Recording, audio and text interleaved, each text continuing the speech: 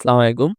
আজকে হচ্ছে গিয়া এই Zakir sir official Facebook page থেকে কিছু ক্লাস নোট স্যার দিছে। সেই ক্লাস নোটের আ সলভ ক্লাসটা হচ্ছে গিয়ে আমি করাবো। ক্লাস নোটে উনি সলভও করে দিছে ফাইন। কিন্তু জিনিসগুলা কিভাবে হইলো সেই জিনিসগুলো একটু এক্সপ্লেনেশন দেওয়ার চেষ্টা করব আরকি।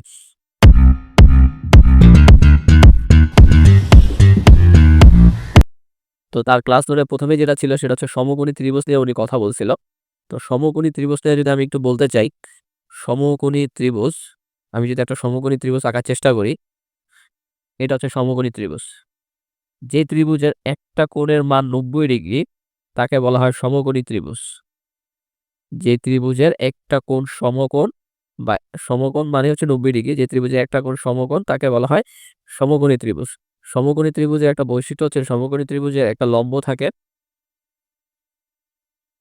থাকে, সমকোণী ত্রিভুজের একটা ভূমি থাকে। আর এই যে বেঁকা যে লাইনটা দেখতেছি এটাকে বলি আমরা হচ্ছে অতিভুজ। অতিভুজ। এ হচ্ছে টোটালি সমকোণী ত্রিভুজের একেকটা বৈশিষ্ট্য। আ তো এই সমকোণী ত্রিভুজের উপর ডিপেন্ড করে পিথাগোরাসের একটা উপপাদ্য আছে।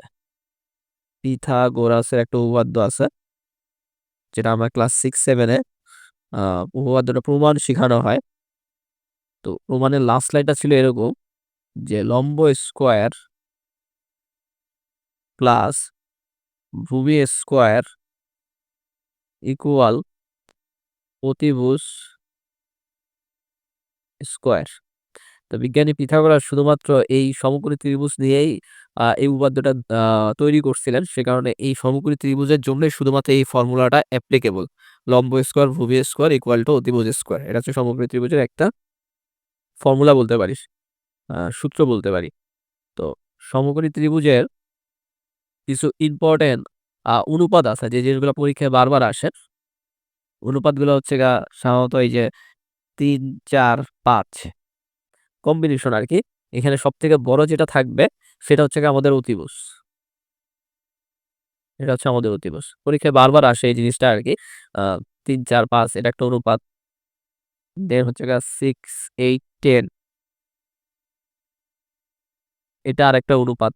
6, 8, 10 এখানে বড় সংখ্যাটা অ্যাজ ইউজুয়াল কি হবে? আমাদের অতিভুজ হবে। এরপর আছে ৫, ১২, ১৩ এটা সমকোণী ত্রিভুজের একটা আ আ অনুপাত। আমি যদি যেকোনো একটা যদি প্রমাণ করে দেখাইতে যাই, বড়টা হচ্ছে সবসময় আমাদের থাকে, অতিভুজ থাকে। তাহলে এইটা হয় লম্ব হবে আর আদারওয়াইজ এটা লম্ব হবে বা এই ২ টার ভিতরে যেকোনো একটা লম্ব অথবা ভূমি হবে। তাইলে হচ্ছে গিয়ে আমি যদি লম্বকে ৫ ধরি, ভূমিকে ১২ ধরি। তাহলে লম্ব স্কয়ার প্লাস অতিভুজ স্কয়ার। তাইলে হচ্ছে গিয়ে ৫ কে যদি স্কয়ার করি আমি পাই ২৫, ১২ কে স্কয়ার করলে আমি পাই হচ্ছে ১৪৪। ১৪৪ মানে হচ্ছে ১৪৪ আর ২৫ যোগ করলে 169 এটা, এটা লম্ব স্কয়ার প্লাস ভূমি স্কয়ার ইকুয়াল টু আমার কত হওয়ার কথা ছিল? ইকুয়াল টু আমার হচ্ছে গিয়ে ১৩ বা অতিভুজ স্কয়ার। তো অতিভুজ স্কয়ার ১৩ কে স্কয়ার যদি করি ১৬৯। তাহলে লম্ব স্কয়ার ভূমি স্কয়ারের মান যা অতিভুজ স্কয়ার এর মানও তাই। তাহলে এটা একটা ত্রিকোণমিতিক অনুপাত হয়ে গেল। এরকম আরো বেশ কিছু উদাহরণ আছে যা কি স্যার হচ্ছে গিয়ে এটা এখানে লিখে দিছে। ৩, ৪, ৫, ৬, ৮, ১০, ৫, ১২, ১৩, ৯, ১২, ১৫ এটা আরেকটা অনুপাত। ৯, ১২, ১৫ তবে ইম্পোর্টেন্ট পার্ট সবথেকে বেশি হচ্ছে গিয়ে যেটা সবথেকে বড় সংখ্যা সেটা হচ্ছে গিয়ে আমাদের অতিভুজ। তো এই অতিভুজ নিয়ে একটা ম্যাথ আছে। আ সরি অতিভুজ নিয়ে না, এই যে সমকোণী ত্রিভুজ নিয়ে আছে একটা ম্যাথ। বলছে in a right angle. Right angle মানে হচ্ছে আমাদের সমকোণী ত্রিভুজের কথাটা বলতেছে। রাইট অ্যাঙ্গেল মানে হচ্ছে সমকোণী ত্রিভুজ। In a right angle the length of one leg is 3, length of hypotenuse is 5। Hypotenuse এর বাংলা হচ্ছে গিয়ে অতিভুজ। হাইপোটেনাস এর বাংলা হচ্ছে গিয়ে অতিভুজ। আচ্ছা অতিভুজ দেওয়া আছে ৫। What is the length of another leg? আচ্ছা রাইট অ্যাঙ্গেল এর কথা বলছে। তো রাইট অ্যাঙ্গেল থাকলেই আমরা চোখ বন্ধ করে একটা সমকোণী ত্রিভুজের মতো চিত্র আঁকতে পারব। এর মধ্যে এই যে অতিভুজ বা হাইপোটেনাস সেটা আমার দেওয়া আছে ৫। বলছে in a right angle the length of one leg is 3। One leg এই যে এটাকে লম্বটাকে বলতেছে ওয়ান লেগ, ভূমিটাকে বলতেছে অ্যানাদার লেগ। তো আমি যেকোনো একটা লম্বকে আমি যদি ধরি ৩ তাহলে ভূমিটা হচ্ছে গিয়ে আমাকে বের করা লাগবে আরকি। বা আমি যদি আ ভূমিটাকে ৩ ধরি তাহলে লম্বটাকে বের করা লাগবে। তো আমি লম্বটা ধরে নিলাম। তো ভূমিটা বের করব এখন। তো ফর্মুলা অনুযায়ী এটাকে আমি x ধরে নিই ভূমিটাকে। তাহলে আমাদের লম্ব স্কোয়ার প্লাস ভূমি square 3 square plus x square equal to অতিভুজ স্কোয়ার, অতিভুজ বা হাইপোটেনাস হচ্ছে আমাদের 5 স্কোয়ার। তাহলে এটা হবে 9 প্লাস এক্স স্কোয়ার, এটা হবে হচ্ছে 25 এক্স স্কোয়ার 25, 9 ওই পাশে চলে গেলে হচ্ছে আমাদের বিয়োগ হয়ে যাবে। তাহলে 25 থেকে যদি ইয়াটা বাদ যায়, 25 থেকে যদি 9 বাদ যায় তাহলে হচ্ছে 16। এই এক্স স্কোয়ার আছে তো রুটটাকে বা স্কোয়ারের যে স্কোয়ার যে ওই পাশে চলে গেলে ওই পাশে হচ্ছে রুট হয়ে যাবে 16। তাহলে এক্স হচ্ছে কি আমাদের 4। তাহলে অ্যানাদার লেগ হচ্ছে কি আমাদের 4 হবে 4।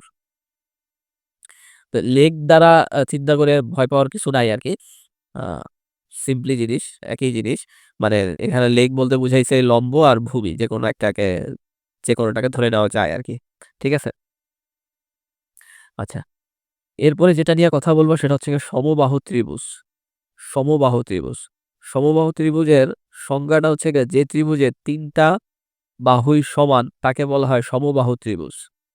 যে ত্রিভুজের 3 বাহু সমান তাকে বলা হয় সমবাহু ত্রিভুজ। তো সমবাহু ত্রিভুজ নিয়ে হচ্ছে আমরা একটু বিস্তারিত জানবো। ধরেন এটা একটা সমবাহু ত্রিভুজ, সমবাহু ত্রিভুজ যে ত্রিভুজের 3টা বাহুই হচ্ছে সেম। এই বাহুটার দৈর্ঘ্য এ, এই বাহুটার দৈর্ঘ্য এ, এই বাহুটার দৈর্ঘ্য এ। সমবাহু ত্রিভুজের প্রত্যেকটি কোণ 60 ডিগ্রি হয়। প্রত্যেকটি কোণের মান 60 ডিগ্রি হয়। অর্থাৎ এইখানে যে একটা কোণ, এই 2টা কোণ, এই 3টা কোণ, এই প্রত্যেকটা কোণের মান হচ্ছে 60 ডিগ্রি। এই প্রত্যেকটা কোণের মান হচ্ছে 60 ডিগ্রি করে। আচ্ছা, বাহু 3টা তো সমান হবেই, বাহু সমান, বাহু সমান। আচ্ছা,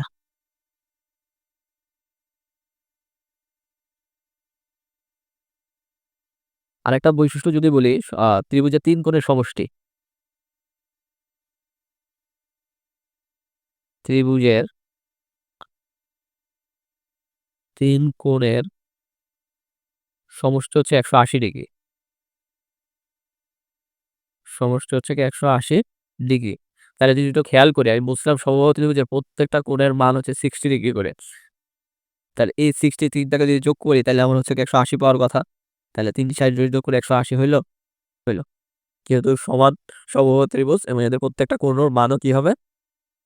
সমান হবে।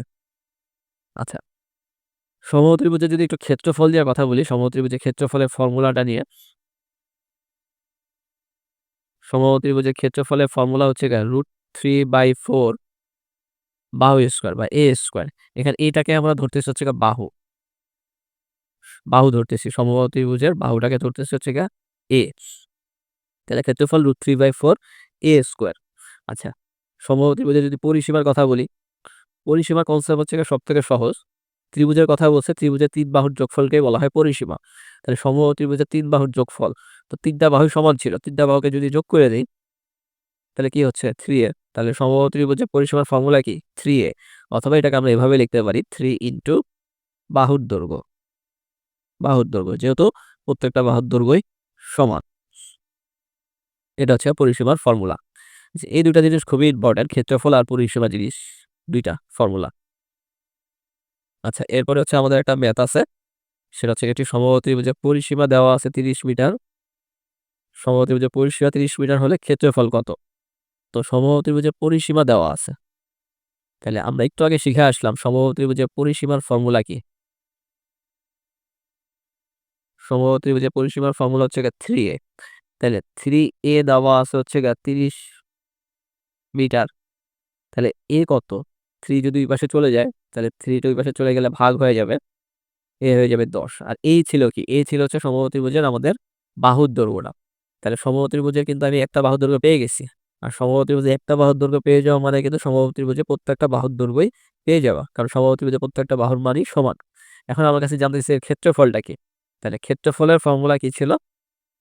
ক্ষেত্রফলের ফর্মুলা ছিল √3/4 এ স্কোয়ার। তাইলে √3/4 এ পাইছি হচ্ছে আমরা 10, 10 স্কোয়ার। এখন জাস্ট সিম্পলিফিকেশন, 3/4 ইন্টু 10 কে যদি স্কোয়ার করি তাহলে হচ্ছে 100 দ্বারা যদি 100-কে কাটি তাহলে হচ্ছে 25, তাহলে অ্যান্সার হবে 25√3। ক্ষেত্রফল যেহেতু বের করতে বলছে এখানে হচ্ছে বর্গ অবশ্যই আসবে, বর্গ মিটার, এককটা যেহেতু মিটারে ছিল, বর্গ metre.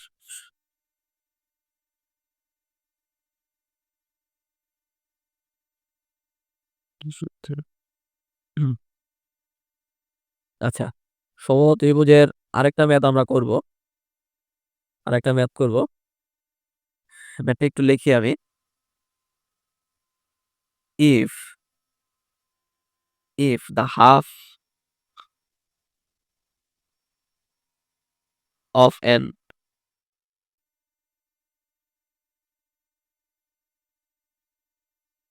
equilateral triangle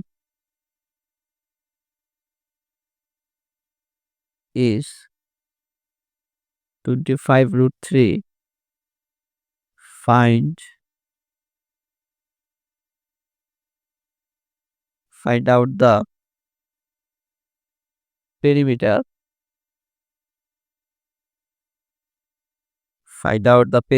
of the triangle.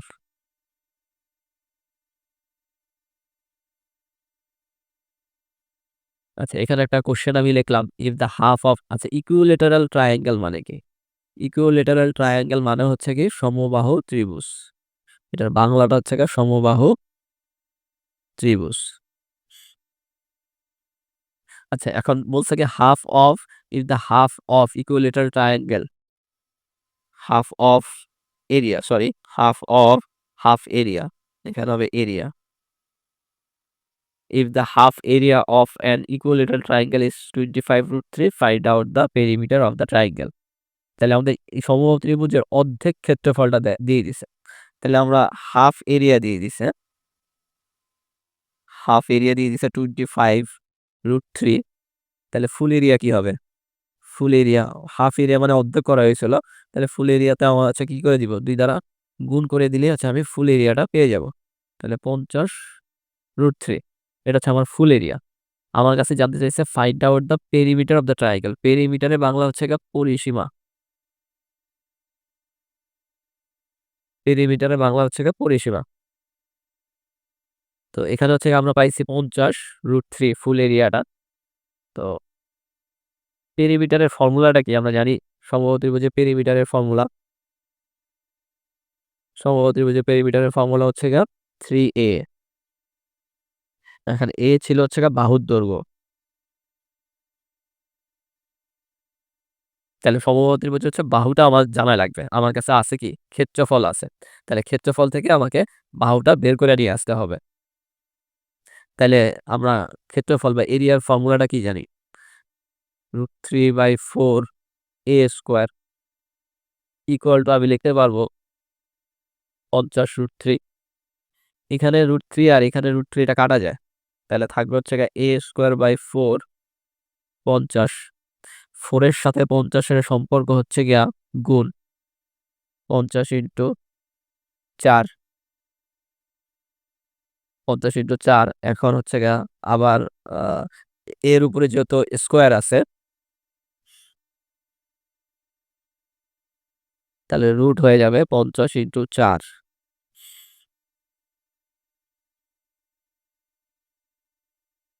তাহলে আচ্ছা আমরা লিখতে পারবো হচ্ছে 2√50, এভাবে লিখলাম আর কি। আরো ছোট দশমিক করা যাবে হয়তোবা, সেটা পরে দেখবো না আমরা। এটা আমার বাহুর দৈর্ঘ্যটা বের হয়ে আসছে। এখন আমার কাছে জানতে চাচ্ছিল পেরিমিটার বা হচ্ছে পরিসীমা, সেটা কত? তাহলে পরিসীমার ফর্মুলা ছিল 3a। তাহলে a এর ভ্যালু হচ্ছে 2√50, এর ভ্যালুটা লিখছি আর সূত্রে 3। তাহলে 3 × 2 = 6, 6√50। এটা হচ্ছে অ্যান্সার। বা এটাকে হয়তোবা আরেকটু ছোট করা যায়।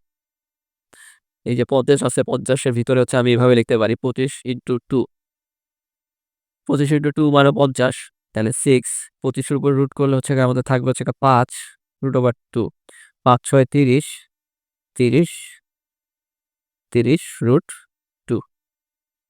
তো এটাই হচ্ছে আমাদের অ্যান্সারটা, যেটা হচ্ছে আমাদের হয়তো আ পেরিমিটারটা জানতে চাইছিল বা পরিসীমাটা জানতে চাইছিল। তো পরিসীমার ফর্মুলা ছিল 3a, তাহলে বাহুর দৈর্ঘ্যটা জানা লাগতো। আমার দেওয়া ছিল হাফ এরিয়া। তো হাফ এরিয়া থেকে হচ্ছে গিয়ে আমি ফুল এরিয়াটা বের করলাম ডাবল দ্বারা গুণ করে।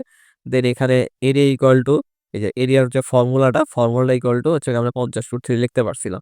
সেখান থেকে হচ্ছে গিয়ে আমরা লাস্টে ক্যালকুলেশন করে এর ভ্যালু বের করে ফেলছিলাম। বাহুর দৈর্ঘ্য বের করে ফেলছিলাম। দেন পরিসীমার ফর্মুলাতে জাস্ট বাহুর দৈর্ঘ্যটা বসায় ফেললে হচ্ছে আমার অ্যান্সারটা চলে আসছিল। আচ্ছা। এই ছিল মোটামুটি আজকের ক্লাস। হোপফুলি নেক্সট দিন আবার দেখা হবে।